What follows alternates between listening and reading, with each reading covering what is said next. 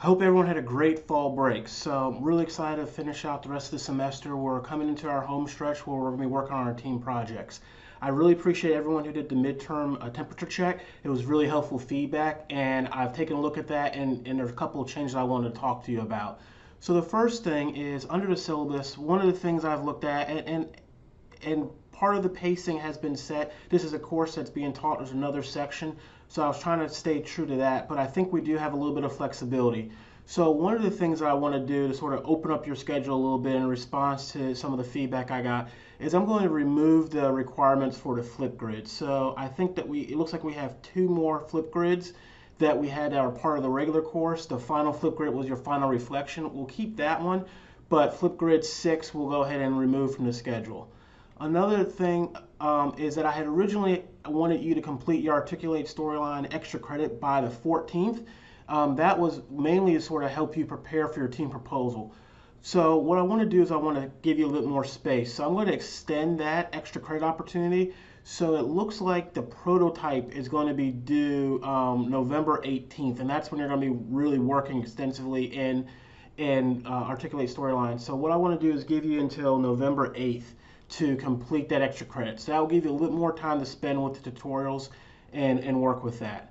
Another thing that I'm going to do is I'm going to remove discussion forms that are due the same week that we have a part of our project. So looking at the schedule, what that means is that because we're already in the midst of it right now, we'll go ahead and complete discussion 7 because that's already been working on.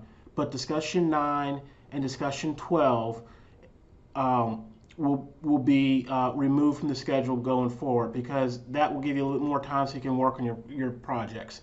So a couple of things with this is that I'm removing the discussion form activity but not removing the reading requirement. It's still important for you to do the reading, for you to spend the time doing the reading because the reading is going to be incredibly helpful for you as you work on your team projects. Additionally, by removing some of the discussion forms is to give you more time for you to focus on other aspects of the course, such as the team project. So I hope that by pulling back a little bit on the discussion form activities requiring you to post on Thursday and replies by Sunday, it will free up some more time for you to have available to work with your team, to collaborate and make some really great team projects. So I hope these revisions will be helpful for you. I also want to remind you to take a look under our modules and remember to look under the team projects once that page loads. And under the team projects, there's the team project information. Please pay close attention to what the requirements are. I've added a couple of examples now. So when you go to project A, what's due on Sunday, you'll see you now have an example that you can use. Obviously, do not copy this example, but use this as a kind of a base. There's some aspects you probably want to expand on, but remember, this is going to be a 45 to 60-minute presentation. So think about how you're going to group your content and organize it accordingly.